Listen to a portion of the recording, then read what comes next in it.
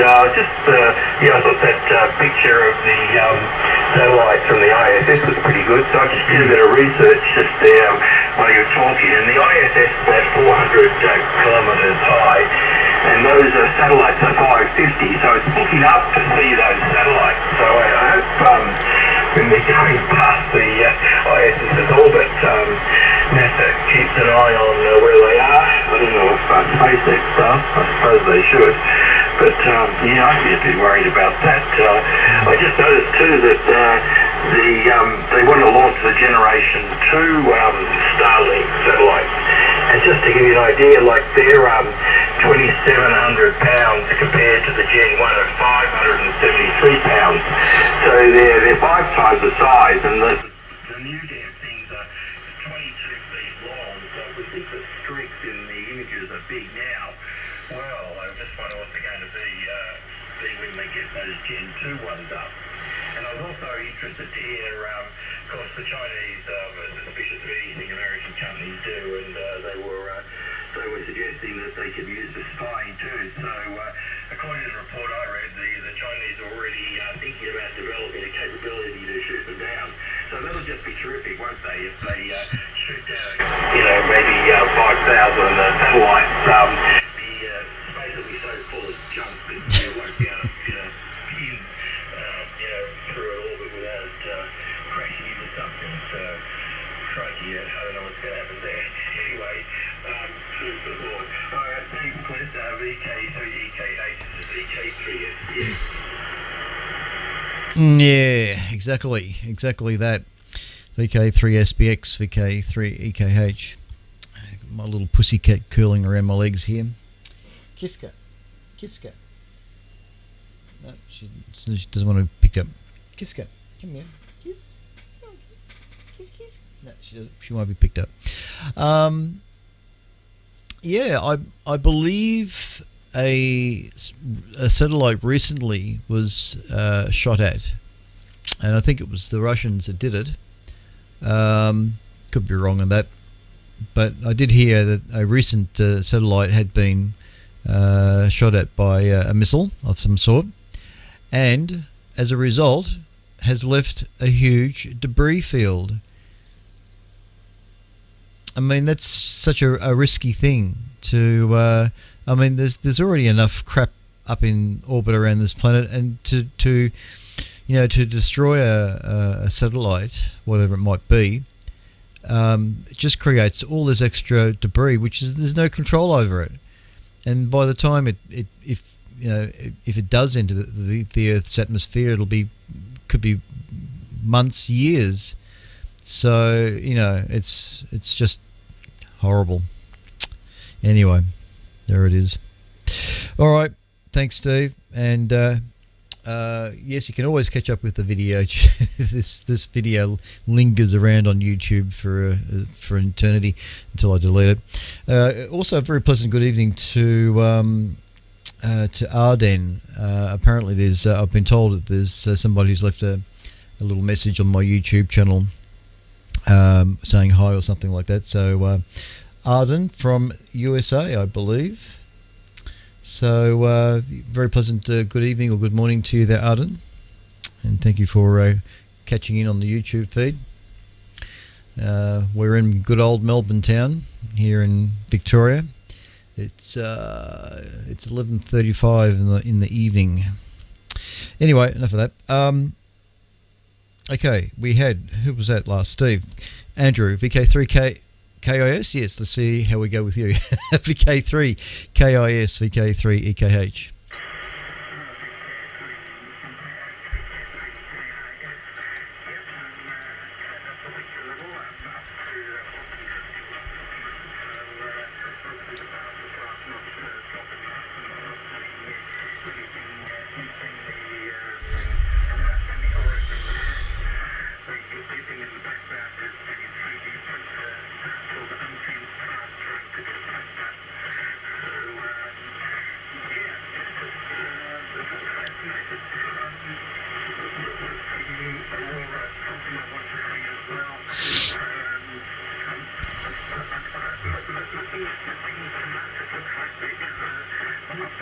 possibility of it. I'm not too excited about that.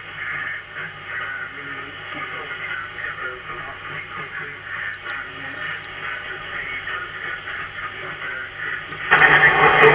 and what the stars again.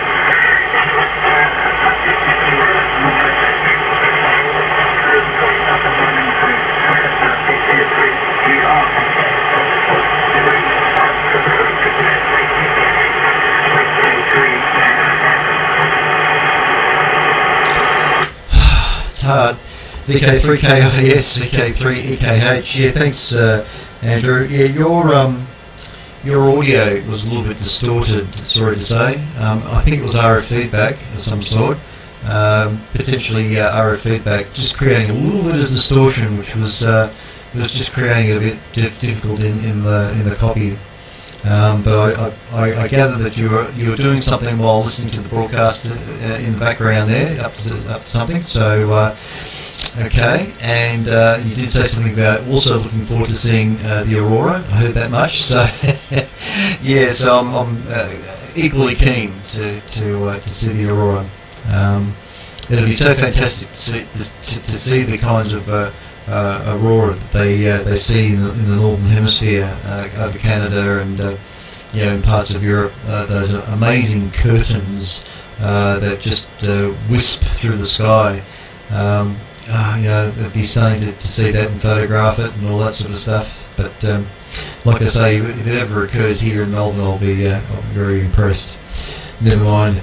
Yeah, okay, Andrew, thanks, mate, for calling in. Like I say, there's a little bit of RF feedback or some sort of distortion occurring that was just creating a little bit of difficulty. Not a problem, though. Anyway, thanks, Andrew. Martin, VK7JAH, have a say across the strait, VK3CSJ.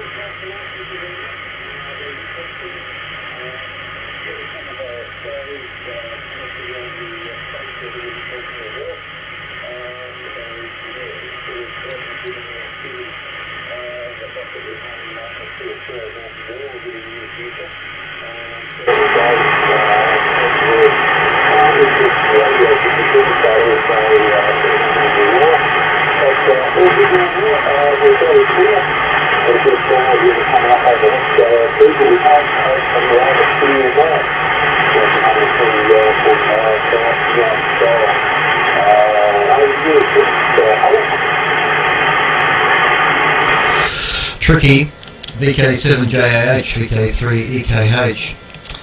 Yeah, okay, just a bit tricky to decipher your audio there, Martin. I mean, your signal's not as strong as it has been over the last few days, few weeks, and and yeah, it was just the signal was just above the noise. So for me, the audio side of it, maybe it's my hearing, I don't know, but competing with the noise and that the threshold signals just on the threshold is a bit tricky to be able to pick up everything you were saying. So yeah, I don't know.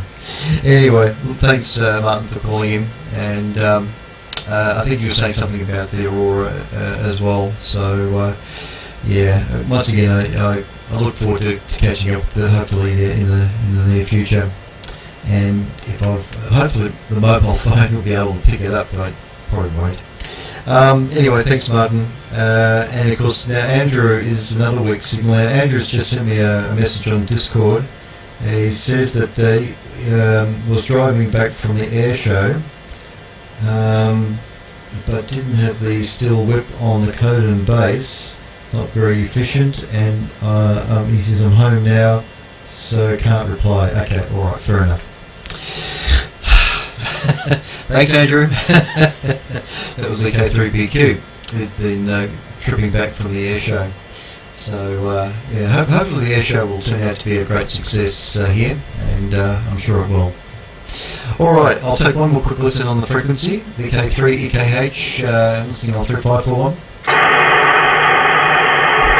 VK3WV, when you're in the clear there, Clint. Yeah, no worries, Dennis. That's a far stronger signal. All right. Okay, if there's nobody else wanting to call in, we shall close the station down, and we'll return next Friday at 10 o'clock to do it all again. And hopefully we'll have some more interesting news items to go through. So this is VK3 Echo Kilo Hotel, the official station of the Astronomical Society of Victoria, with a regular Friday night broadcast brought to you by VK3CSJ, VK3CSJ, Narre Warren South. Concluding transmissions for tonight, and we'll see you all next week. Take care, have a nice weekend, everybody. Everybody on the chat window there, Kim, VK5FUSC. Would love to go to the Avalon Air Show one day, he says. And to Arden over there in the USA. Cheers to you there, mate. And thanks for coming in. To Martin as well. And Remus. I think Remus was out there somewhere. And Cassiopeia. And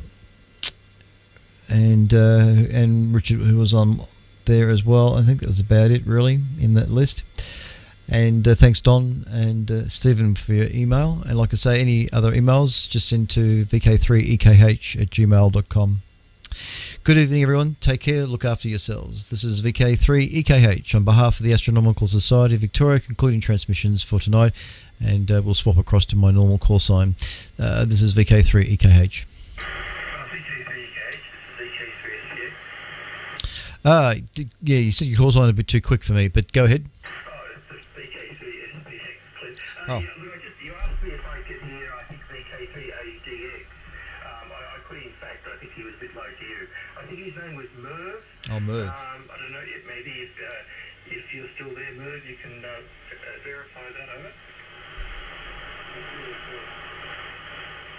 Yes, you did. QSL Clint, so VK3ADX, name Merv. I don't know if you've got that in the log over. I have now. Thanks, Merv. My apologies for not being able to hear you very clearly. Like I say, my noise floor here for 80 metres is fairly high. No doubt it'll be much lower where you guys are out there away from the city. But my noise floor hovers around S9 to 5 dB over. It really does make it difficult to hear the weak signals. Yeah, not much I can do about that. I could have a computer set up with an SDR on it, I suppose. That might make things a bit better for me. I'll think about that. Anyway, thanks, Steve. Good on you, mate. Cheers for now. For what it's worth, I could hear Martin pretty well too. He was explaining how he sees auroras just about every day. Okay, thanks, VK3SPX clear.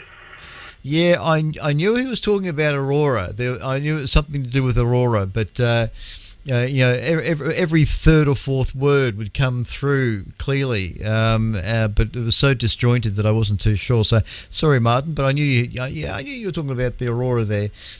Yeah, maybe I should move to Tasmania. I'm sure there must be some RF quiet locations down there. Have thought about that on the odd occasion, must admit. Anyway, thanks, guys.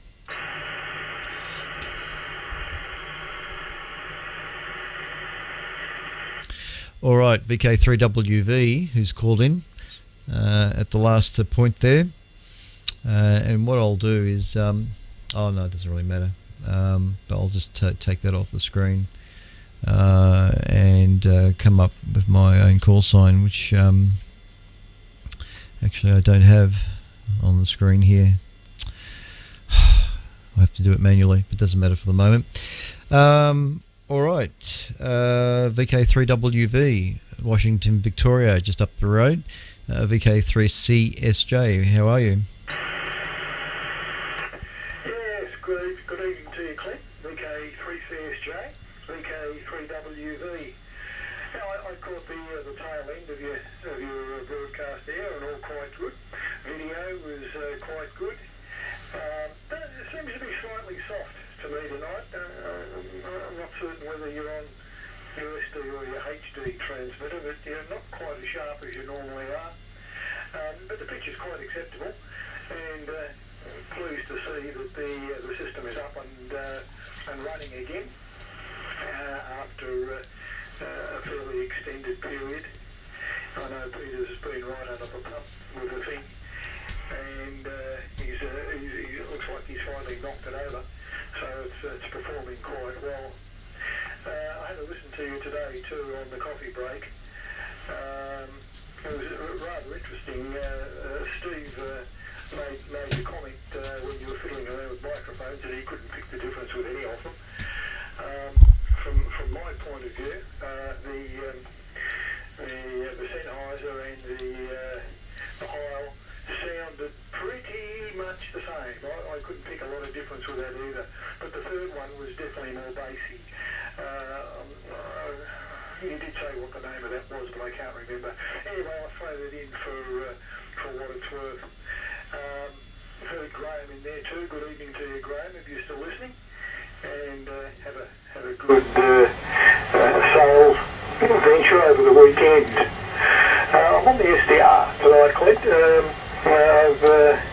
I had a bit of a fiddle with that the other night, as you know, when you were fiddling around with your audio quality, and it worked quite well. And I thought, I'll put it on again tonight. So I've done just that. So the signal's probably a little bit better than you normally get out of me on the F27. Not that there's much difference in power level, because this is still only running on the small amplifier. Anyway, nice to hear you up and running. I've given you a few calls, and you've not been about, so I guess the time just hasn't been right. VK3CSJ, VK3WV. VK3WV, VK3CSJ returning. And yep, not a problem. Today was an RDO for me, rostered day off, so certainly wasn't on the road today. Didn't leave home at all. So spent most of the day downstairs, really. Oh dear.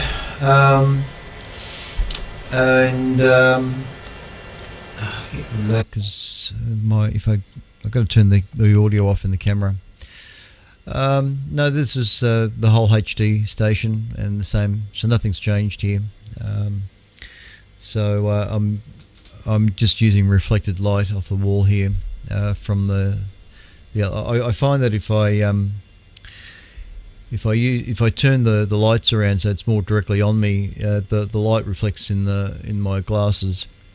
So so yeah, there's no difference here. It's everything is standard. From what I can see on the big screen up there, it looks all right. It's I can't make out the hair follicles. If I look at the computer screen here, I can see how I haven't shaved. I can almost count the hair follicles on the screen, but on the computer screen. But looking at the TV, the off-air picture is it's not as sharp. But it is HT. I'm not running ST. That's no need to run that.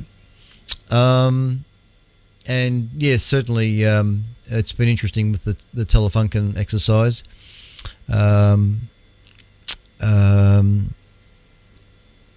Yeah, I think running the audio the way I've been running it, using the Shaw 58 SM58 microphone, that's all I've been experimenting with. So Steve seemed to think that there was plenty of highs, but probably a little bit on the bass could be reduced. So anyway, that was last week. But today I decided to because it was a first opportunity to join the Coffee Break Net in its entirety.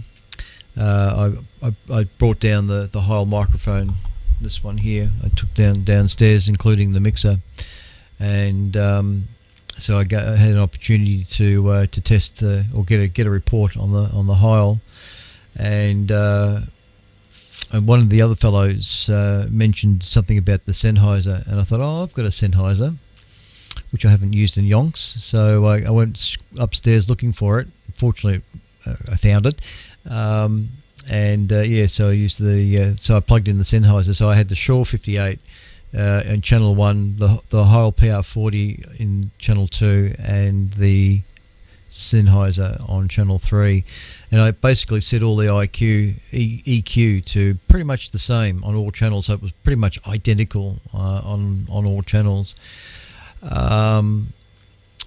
But Laurie was the one who was fairly convinced that the Sennheiser produced the better sound, and I can understand that the Heil would be a little bit higher in its response, a little bit more output from the microphone, whereas the Shaw SM58, I think that's the number, 58, is more of a vocal microphone, and it just needs perhaps a little bit of more gain on it, perhaps. But look, I've just ordered, not ordered, but purchased on eBay a what's called an All-Band Optimod AM processor, audio processor. I was talking to Herbert by text message the other night. I was asking him some questions about the Telefunken, I think. Anyway, he was saying that you need one of these, and he showed me a picture of what he has in his rack of audio processing equipment, and he's got two of these All-Band units, and I've never heard of them before. Laurie's got one, it seems, but anyway, they're a fairly plain looking unit to look at. I might be able to bring up a picture, actually, if I know where to find it. In fact, I can just search for it, really. All-Band, there we are, straight away, 9100B, and just looking for a picture of it. That's all I want. Images. Yes. Give me a good picture. That'll do. No, that's a digital one. There's a lot of pictures here. Just trying to look for the good one.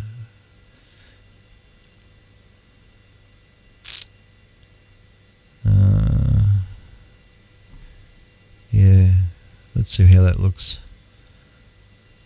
Oh yeah, it's come up okay. Alright, I'll save this. Save it to pictures file. It's got a web thing on it. Okay. You get a URL or an image ends in web. Just knock that off and put JPEG. That fixes that up. Okay, that's under pictures, so bear with me. Back to vMix, add picture, add image, browse. There it is. Open, close, back to vMix, bring it up, and there she blows. Okay, so that's the it's called an Optimod AM audio processor, Orban. Been around for a while, it seems, and they're still in business. Orban still make some fairly fine stuff, and their websites are very detailed and lots of information available, and I think the colour of the unit can give you a fairly good idea of its vintage. So we're looking at something that's in the order of the 80s, 70s through 80s ilk, and yeah, I've been told. Herbert says to me, you put one of these in your system and you'll sound like the BBC. I said to him, well, I'm not really too sure what the BBC sounds like, but if I sound like the ABC, I'll be happy. Anyway, but there was one available on eBay. It had been sitting there for about a week or so, come down in price by a very small amount.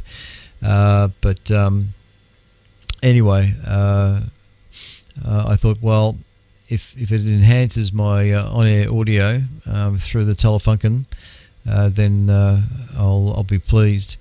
So Laurie reckons that it'll work very well for you. As he said, he's got one, and so it'll make sure that I won't overmodulate, and at the same time it will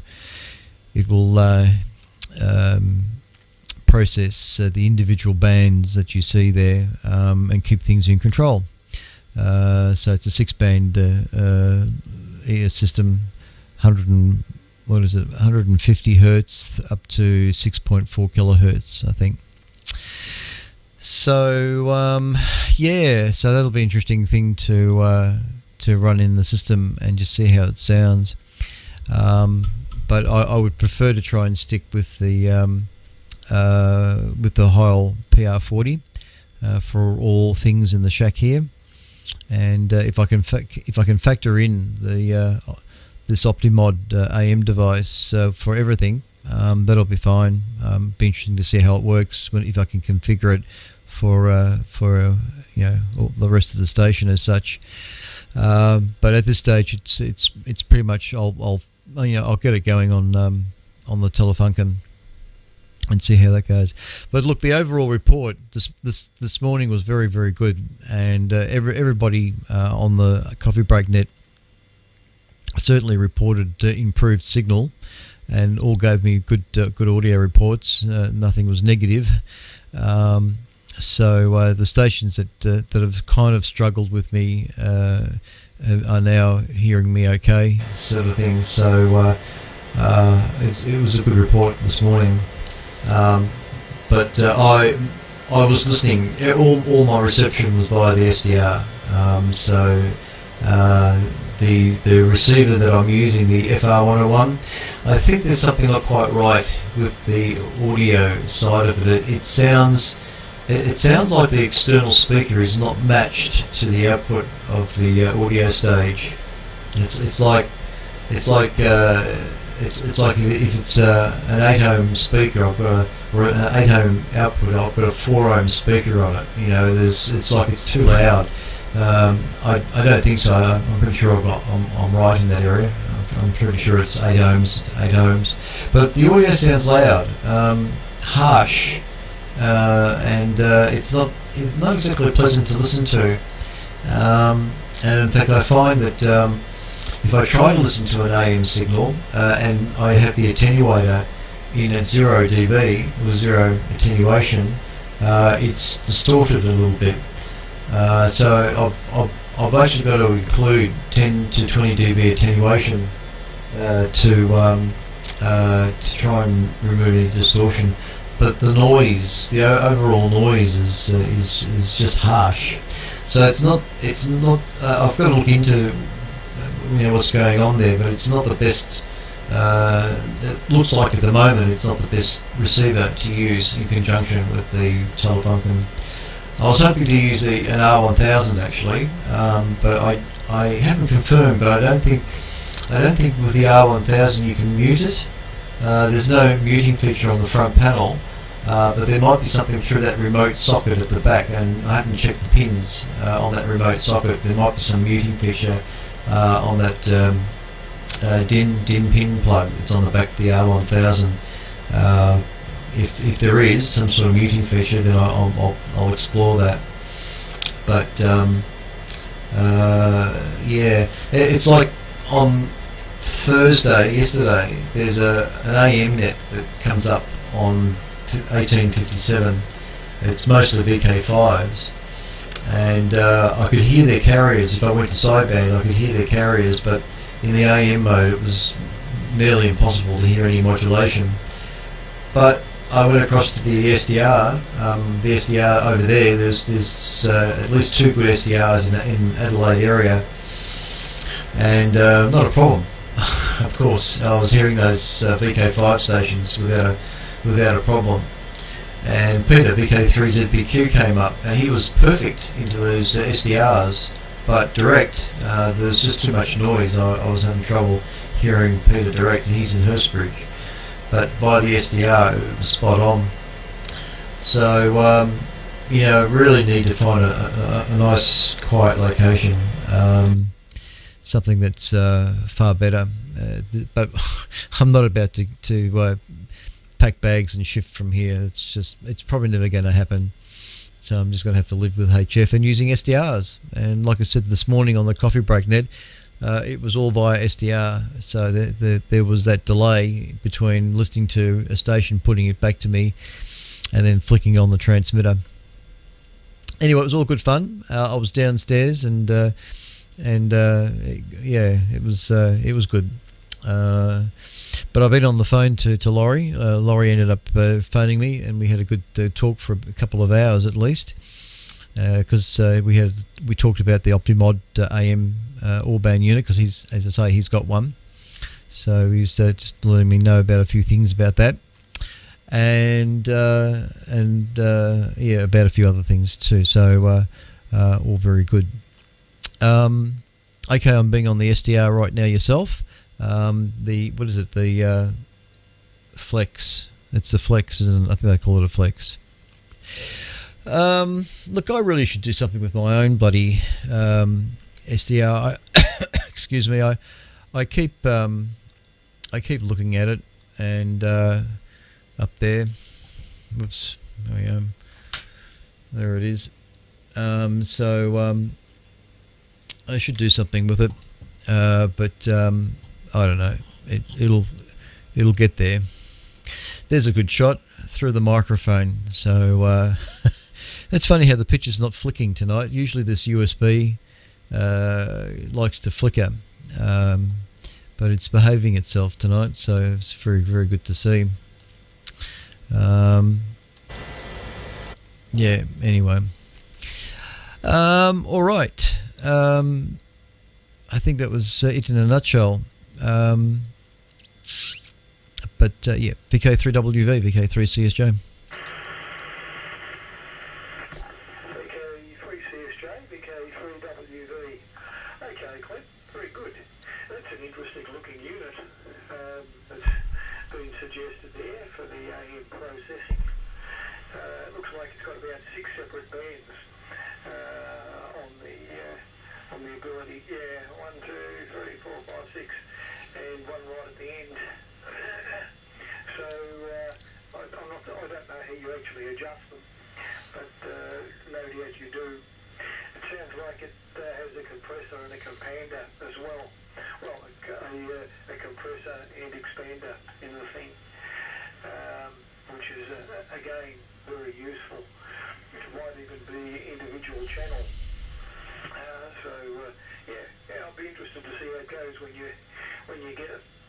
It's probably cost you an arm or a leg, but that doesn't seem to matter too much, does it? Yeah, I know what you mean about noise level. We're stuck with it, mate.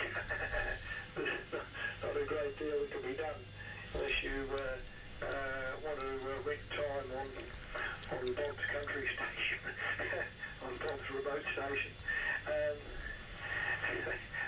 might be the way to go, or perhaps do a similar thing yourself. But it's not really on the cards, I think, for you to think in terms of packing your bags and moving it. But yeah, look, the Sennheiser sounded very good. There was no problem with it at all. I was quite comfortable in listening to it on all three microphones. Maybe Laurie's ears are a little better than mine. Well, that's quite possible. So maybe he could pick the Sennheiser being slightly better than your Heil. But I couldn't. They sounded pretty much the same to me. Mind you, I was only listening through one of my transistor radio. The HMV actually, which is a pretty good sort of a normal radio. But there was definitely more bass on the other one, which you mentioned a couple of times there, and I still can't remember the name of. So that one, I mean, it still sounded good, but there was no. If you were sort of being pretty picky about it, that would be the difference with the mics. So I heard that you're using the SDRs and various delays that were in the system. And it was actually, interestingly enough, well, probably you too can hear 3HK pretty well, and I can hear him here, but the others are a bit lost. I suppose I should really resort to Paul's SDR as well, but I haven't been pushing that particular point for quite some time. So I tried putting ATV up the other night when Peter had finished fiddling, and I still can't get in spite of the fact that I'll increase the power level quite markedly, and it just don't go. So at the moment ATV's in abeyance until I decide what I'm going to do. I didn't as yet get in touch about the poll, the extension bit that you can get from EMDRC. I must get around to doing that at some point.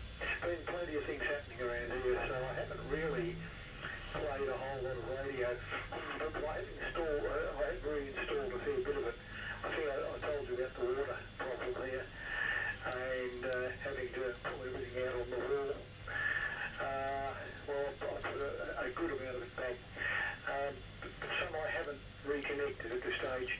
At the moment, I've still got digital corner in existence in here, but there's no power on it and no aerials on it. Well, I'm not missing it much anyway, when it's all said and done. And most of the, well, not most, but a good part of it's back again. But there's also a notable part that isn't. Not that it matters. I can still run everything more or less as I did before. The stuff that's not happening there is the stuff that was sort of doubled up on. So that doesn't really matter at this stage. I've got this big box of cables. Don't know what that is. A box of goodies. Yeah. Anyway, as I say, I'm pleased to see that the ATV's happening again, and it's good that you've got everything up and running and happening. Yeah, I knew today was an RDO for you. You mentioned it to me last time we talked, which was quite some time back now. Well, I say quite some time, probably a week or thereabouts since I've managed to have words with you. Yeah, I wonder where the processor comes from, and what sort of delay time you expect in terms of before it's actually going to arrive here. Oh, one thing I did note. SDRs are very wonderful things. You can see what's happening on the band. What you've got no idea of, if you've got an amplifier on the end of it, is what your drive level looks like into the thing to get nice clean sideband out. And I thought, I'll hang the crow on this and just see what it looks like.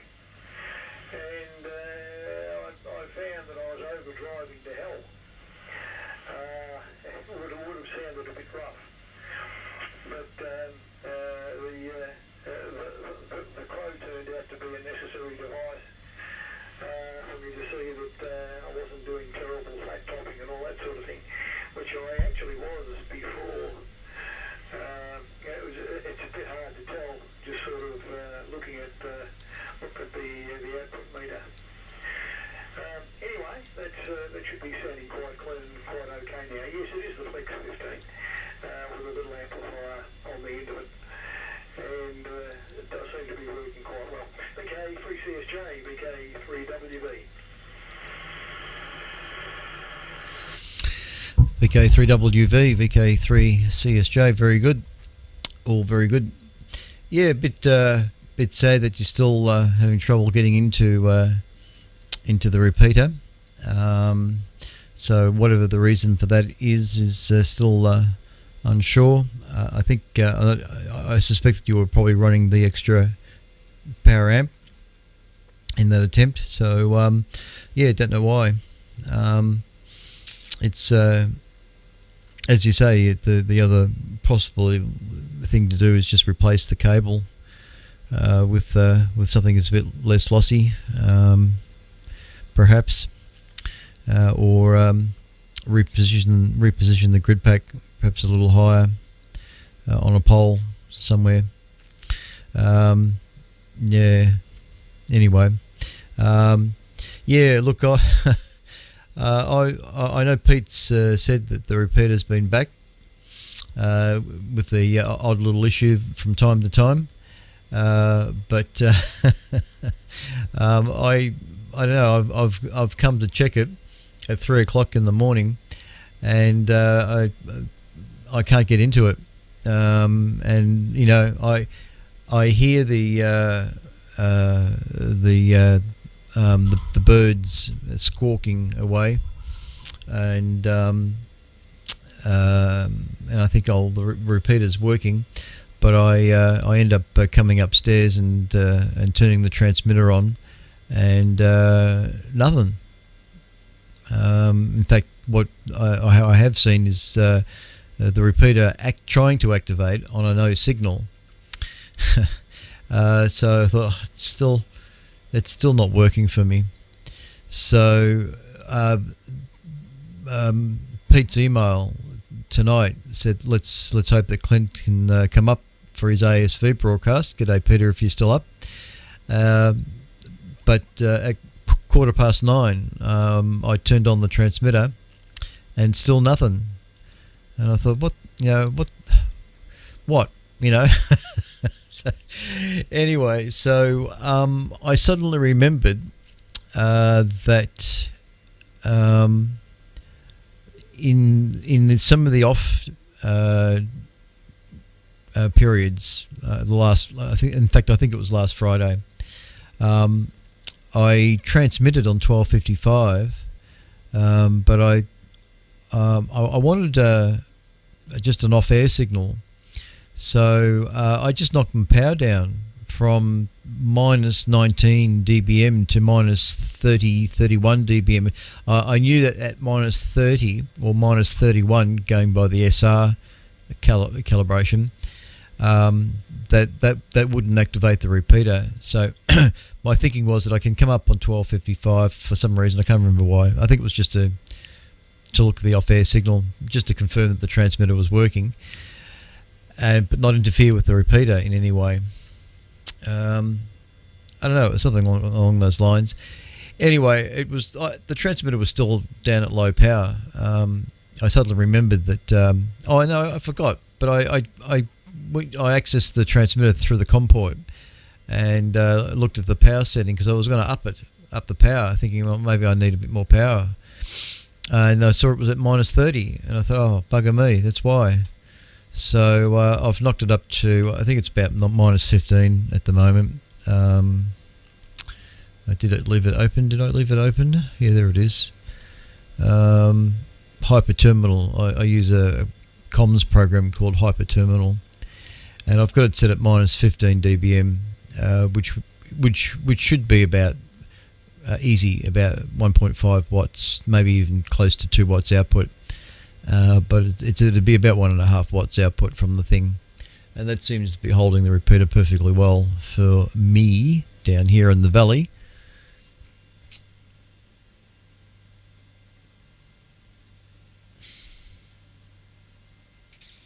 It's a good picture, but could be a bit more colour. There's on the computer the skin tone is better.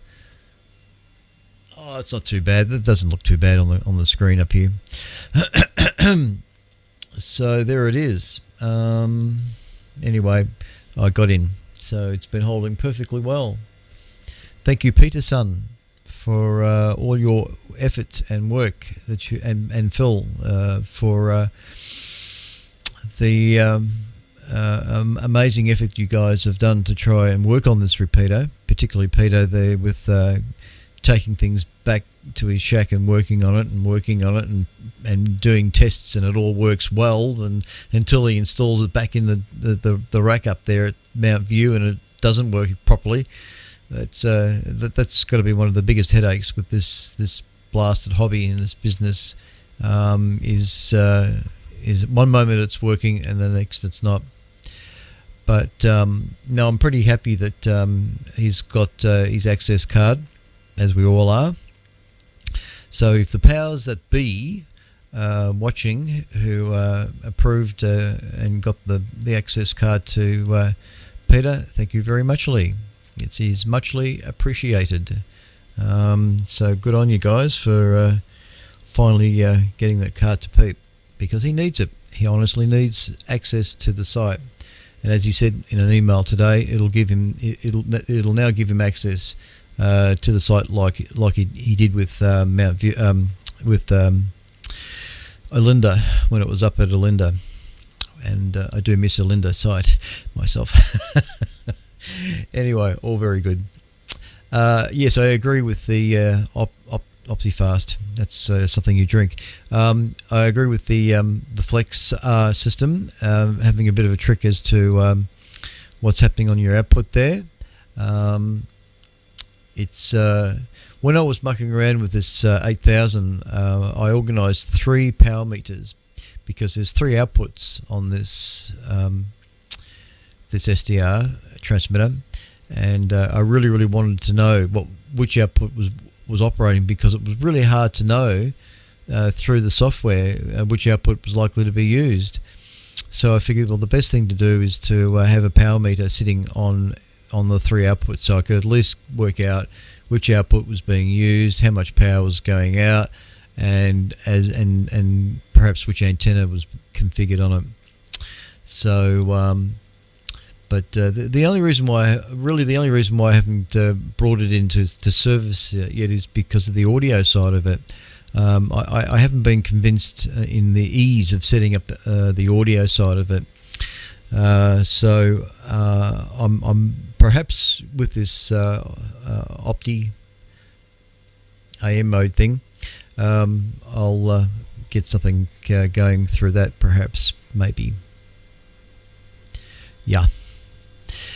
But yeah, you might be right about buying some time on Bob's remote station. It's not as silly as it sounds. That's actually not a bad idea. I'm sure the noise floor out at Nurut will be much better. Yeah, actually, that's got some merit. Thanks, Dem. I'll have a word to Bob about that, and see what can be arranged. It only needs to be on a Friday night. That's all, just for the ASV broadcast. That's an interesting thought. I like that, actually. It's getting better as I think about it. Yes. All right. Oh dear. What else? Yeah. I'll wait until look. I only bought this thing through the mobile phone, actually, while I was at work on Thursday morning, because, like I say, Herbert says to me, you've done you've got something pretty good for the station. You won't regret it with what it can do. And Laurie says the same thing. It's they are expensive, very expensive units to buy brand new, and they are fairly expensive even on the second-hand market. So it appears that the price that I paid was still not too bad, but I'm not going to say it. I'm not going to say what it was. I might let you know after I've got it all connected up, and it's actually a success. You know, people report, "Oh yeah, you do. You actually sound like the BBC." That's all I've ever wanted, is that really, really good vocal sound where it doesn't distort. If I laugh or make a loud sound or something, it handles it perfectly well. So yeah, there's some fairly interesting design concepts with this unit, and fortunately, it's all available. The information on the Orban is on the website. So unlike the Telefunken transmitter, in fact, this is the other thing. I've been talking to Herbert, and there's also another station that knows Steve, Mr. HK, who lives in the Netherlands, different part of the Netherlands. This guy doesn't know Herbert.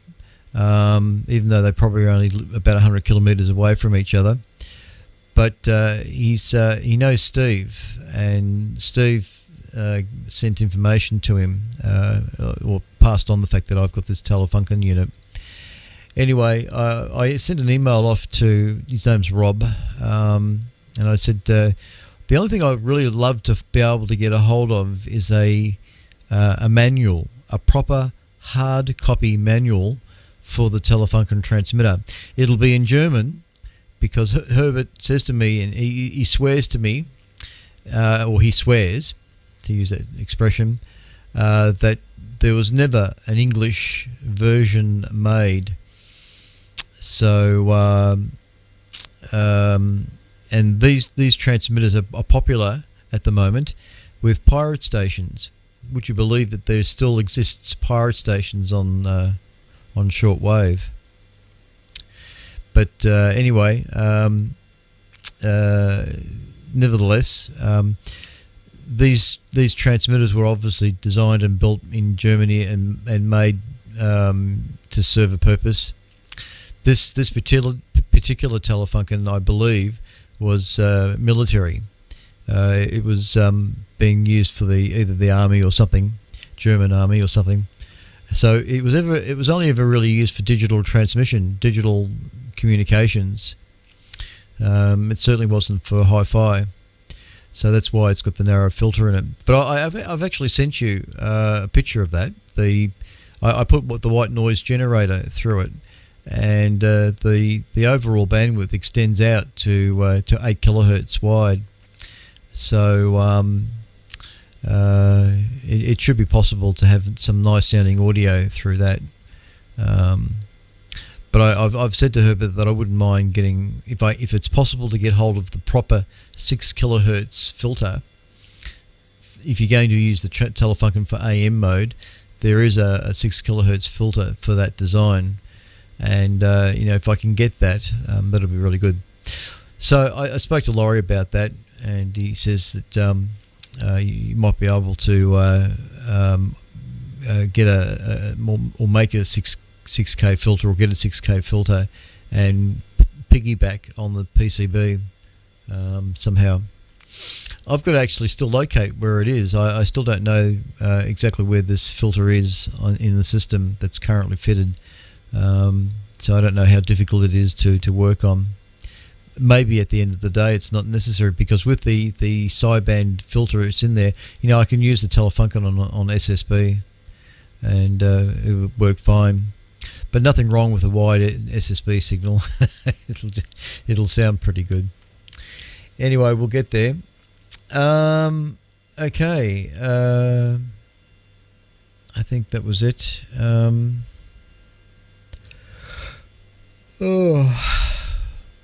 Yeah, I'm still on YouTube too, I've noticed. Lots of people probably are watching this. VK3WV, just up the road. VK3CSJ with Sandra Bullock in the background there. VK3CSJ, VK3WV. Yeah, no, I know your filter went out to 8.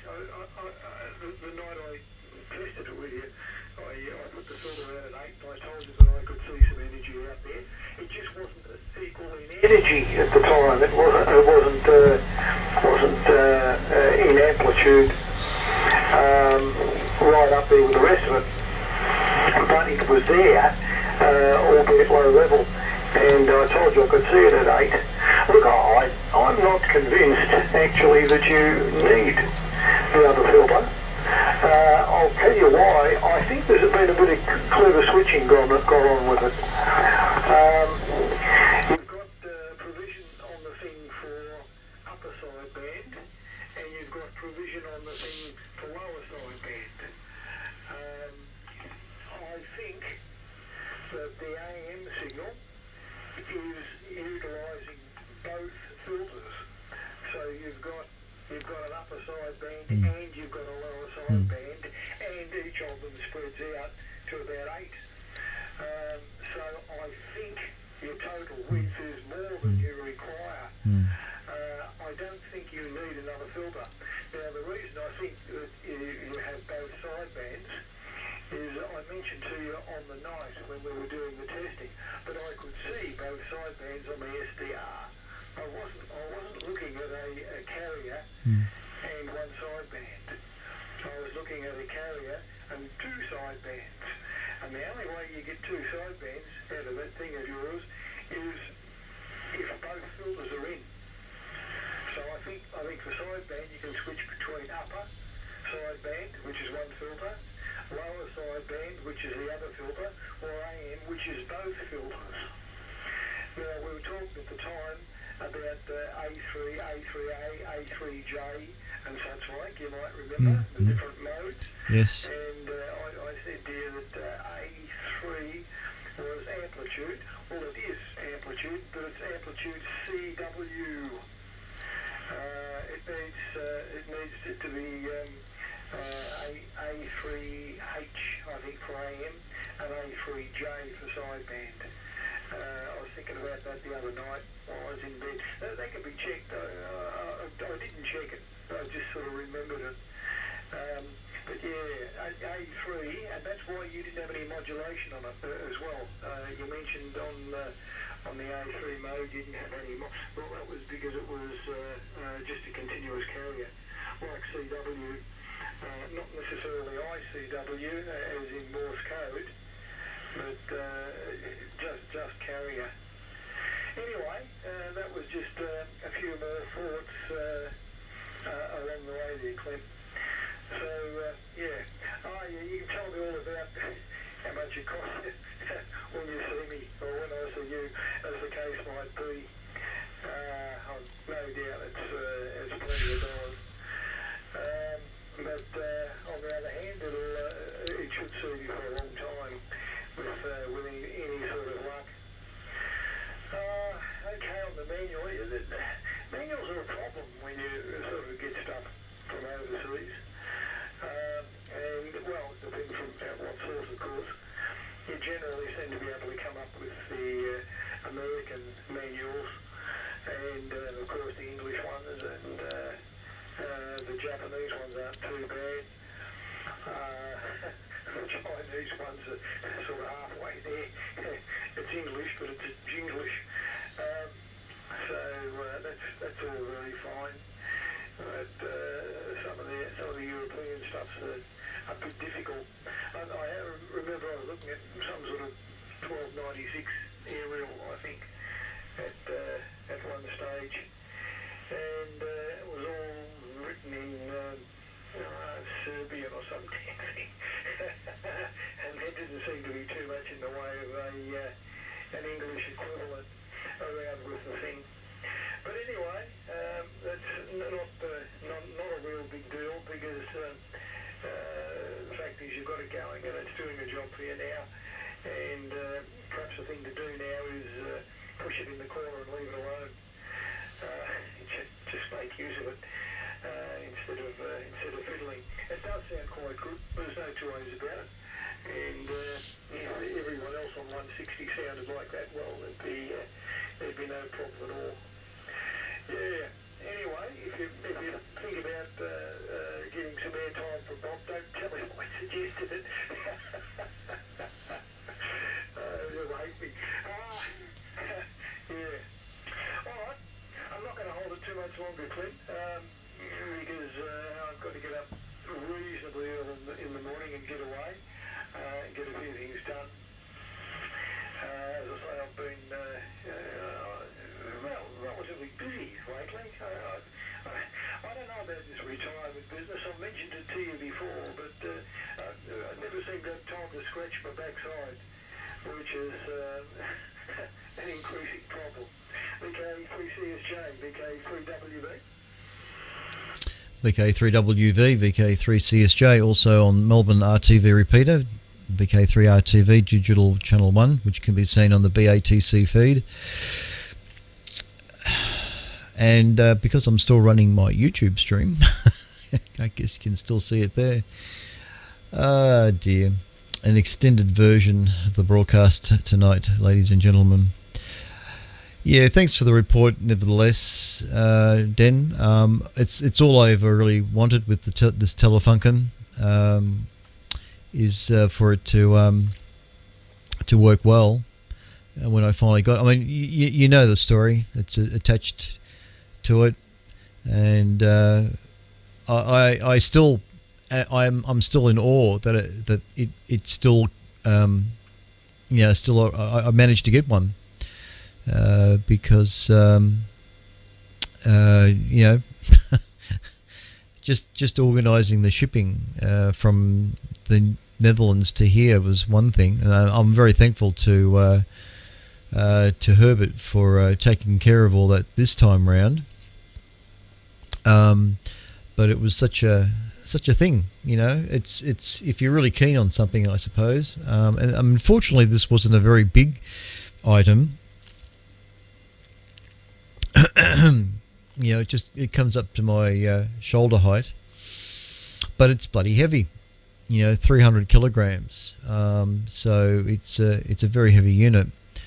But it survived a 4-month trip from the Netherlands to here on 2 ships with a swap over at Singapore. And anything could have happened. It could have fallen off a ship. It simply could have fallen off the side of a bloody cargo ship and gone to the bottom of the ocean, and that would have been it. But anyway, it's a nice piece of kit. But I do need the manual because, as I said to Herbert, I have scanned copies of the manual, and some of it's in Word and some of it's a PDF arrangement. And I'm sure that some of the images don't overlap. I go from page 1 to page 2 of a circuit diagram, thinking, you'd think that, okay, page 1 ends like that, so go to page 2 and there should be some sort of overlap of the diagram, but you're looking at page 2 and you can't marry up the circuit diagram to the next page. It's that sort of thing. So if I never get hold of a genuine hard copy manual, then I guess if I ever have problems with this transmitter, when it comes down to trying to analyse the part of the circuit to look at, it's just a matter of nutting that out and trying to work out where where the problem could be. But the other issue with this transmitter is that even though each section pulls out, it's still a little bit hard to work on, because as soon as you pull those sections out, it disconnects from the back frame. So it's not as if you can easily work on this unit. I think if I don't know how it would be to work on it if there was a problem. But but I've got a set of new Nixie tubes. There was a fellow in the Ukraine that was selling brand new, or what do they call it, new old stock of Nixie tubes, and I got 4 new Nixie tubes, and they came through actually just the other day, and the pins are beautiful, shiny, clean, whereas the pins on the existing Nixie tubes are all tarnished. So, but at the moment, the digital display, as you see in this image here, the nice bright red Nixie tube colour. So mine are a bit like that. So but there were two Nixie tubes that were not very good. You select the numbers and they were all pretty blurred and not formed properly. So I've replaced them, and it's now come up really well. So so it's just a matter now of basically getting the shack downstairs sorted, where I can have the Telefunken in a corner behind a wall, so that you don't hear the fan, because the sound of the fan is a little bit a nuisance. So it will have to be in its own little corner, and my operating station here downstairs will have to be in a little sound booth. I think that's going to have to be done. And then this whole ASV broadcast thing that I do can become a little bit serious. It's none of this bloody audio stuffing around with, you weren't there at the beginning. The last 4 broadcasts that I've done, the first 5 minutes has been a hassle with getting the audio sorted out. There's been something not quite right, and today was no different. There was an issue with in fact it would be there right now. There'd be a slight reverby or delay in the audio on TV, on the ATV repeater, and that's just because I've got the microphone in the camera. This camera that I've got on right now, the 2 stereo microphones that are in here are currently on. So if I kill this microphone, the Heil PR40, you should hear me through the microphones in the camera. Alright, so that's the Sennheiser is out of the picture. So that's me through the audio in the camera right now, and of course I've just realised that it's killed the audio on SSB. So I'll bring the microphone back up for the SSB transmitter. So I'm back on 80 meters again. Forgot about that. And so there's a bit of a millisecond delay between the audio pickup and this. So good old Richard reminded me that I could kill the audio on the camera, which is as simple as a trick of doing this, and that disconnects the camera. So I'm now on the Heil PR40 for both HF and for ATV. So this is my other shot here. That's ideal. That's the best shot. The microphone in front of the camera trick. That would work very well for me. So anyway, just having a bit of fun. Alright, Den, I'll let you go. It's 20 minutes to 1. So I didn't get to bed till pretty late last night.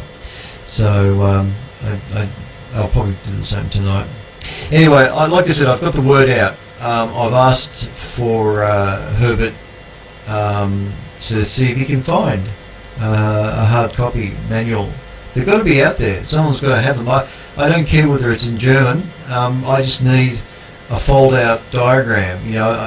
I'm sure that the manual, if you're going to look at a circuit diagram, it'll be a fold-out diagram, and that's what I'm after. I don't want individual sheets on the computer screen. So I think Herbert understands that. So we'll hopefully find that. So if anybody's watching YouTube channel, which camera? Yeah, anybody that's watching YouTube that knows about a Telefunken S2525. Where are we? Well, I just had it up on the screen. There it is. I'm after a manual for that. A hard copy, not a computer scan, PDF file or anything. I'm looking for a Telefunken Sugar 2525/3, and the /3 only means that it's got a door fitted. That's all that 3 means, is that it was a Telefunken transmitter that came with a door. So that's all the 3 means. So at the end of the day, all I really need is a manual for a 2525, a Telefunken S2525.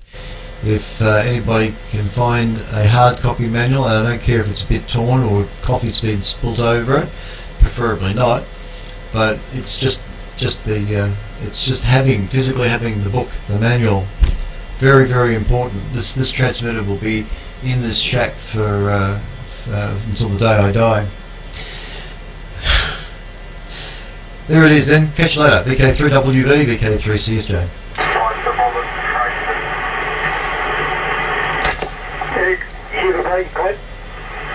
Yeah, who was the station you called in?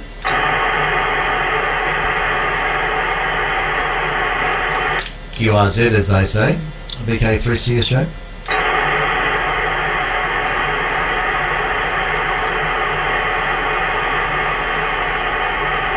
Well, he's not going to come back. Yeah, okay. Well, I used to make it a point that I wouldn't buy anything unless I could get the info with it. And that's why I've got such a stack of manuals behind the operating cabinet cubicle. And I've always considered that to be pretty important. And the reason, of course, I did that was because I always had to fix everything. Hopefully yours won't need fixing, but it probably will in due course. And of course information's pretty important then, otherwise you're sort of feeling around in the dark, so to speak. Or it could be a fairly educated feel, because you have some idea of what you think's there and what should be there and what needs to be there. So you can do that, but there's always odd variances and odd vagaries, and where does this supply come from and where does that go to and what's it linked through. So manuals are pretty important. I know that I was pretty adamant that I got them from my AT20 and the AT17 up in the shed. As it turned out, I think I've used the one on the AT17, but I've never used anything on the AT20. I don't think I've ever really fully fired it up, actually. The 17 I have, but the 20 I haven't. And that's the other thing, with the racks, when you pull them out, the idea of that is it's pretty hard to electrocute yourself. So there's quite some value in being able to do it that way, but it also means that you need to know what you're looking for or what you're looking at. The only other thing is, as in the AT20s, you can take the sides off of the cabinet and have a bit of a peer inside if you need to sort of have a look-see. So the other thing is that very often there's interlocks on the thing, so when you slide it forward, the HT gets cut off, again from a safety point of view. Well, you know about that because your FL 2100 did those sorts of things, except they did it with a damn sight more rugged, shall we say. When you took the top cabinet off, they made sure the HT wouldn't come back on again. So, I mean, the last thing I want to do is electrocute people and perhaps be fined for it. All right, Clint, I'm going to disappear, and we'll catch you another day, another night, and we'll leave you to play with your pussy, and we'll catch up with you later on. VK3CSJ, pussy in hand. Was. VK3WV, we'll be clear. Yeah. Come on, Kiska, be a good puss. Be on camera. There's Kiska. Beautiful cat. This little pussy cat.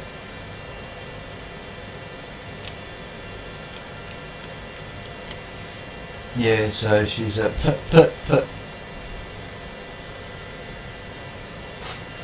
She explores everywhere.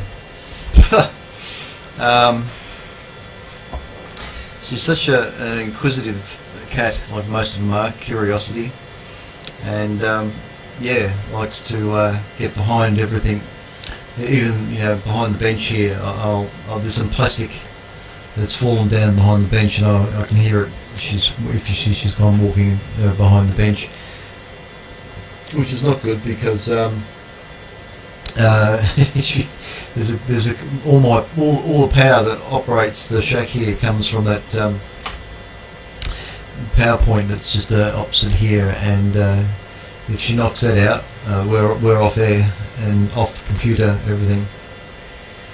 Anyway, all right. Yep.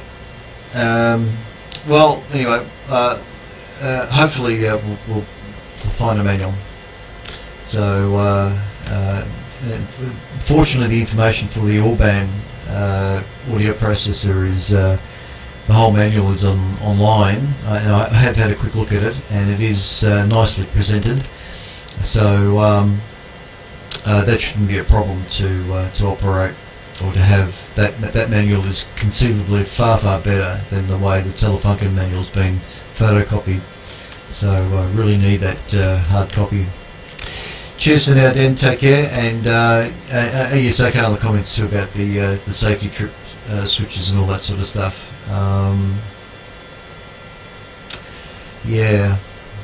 Well, fortunately, when it comes to the Telefunken, I've got two spare ceramic valves, the YL150, YL150, I think that's what their number is, 1510, I think, YL1510 ceramic valves. So I've got two of those. As Herbert says to me, even though he threw those in with the transmitter, he wasn't 100% sure how good they were. So he says at this stage, just don't touch anything. Turn the transmitter on, and and try to minimise the fiddling. So he says it'll last you your lifetime. Being a German design thing, it should be able to last quite a while. So that's the intention, hopefully. And of course, I've got this other Philips transmitters to work on too. So that's going to be a little bit of a long-term project, that one. But we'll get there too on that one. Again, cheers for now. Have a good weekend. And it's going to be a hot weekend, so stay cool. VK3WV, VK3CSJ, both in Mary Warren South. Okay, Clint, no problem. And, well, you'll have some more fun yet, no doubt. You've wanted that thing a long time, or something similar to it for a long time, so now you've got it. Be happy and enjoy it. I've no doubt you will. Catch you later. VK3CSJ, VK3WV is off clear and we'll be closing. Cheers, mate. Cheers, Dan. Take care, mate. Alright, so for all those watching on YouTube, but still, thank you for watching. don't have to worry about subscribing or anything like that. I'm not going to carry on about subscribing or ringing the bell or whatever. It's up to you if you want to do that.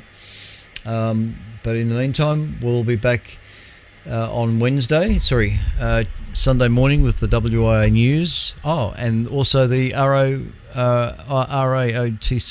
is there's a news bulletin this week from the Old Timers Club, so that'll follow the WIA news on Sunday morning and also on Sunday night. Now that the repeater is back up and running. So that's coming up in the near future, like Sunday. And then there's the ATV news, or the ATV session on Tuesday night at 8 o'clock. And Ian, BK3QL, might be on that one. Could be Ian. No, Neil. Meanwhile, we shall close the YouTube channel down, and we'll be back next week to do it all again. So stand by for colour bars and 400 hertz tone. Well, minus the 400 hertz tone. So cheers. Kiska. Kiss, kiss, kiska, kiss, kiss, kiss. This is for you, gorgeous puss. All right, bye. Where's my colour bars?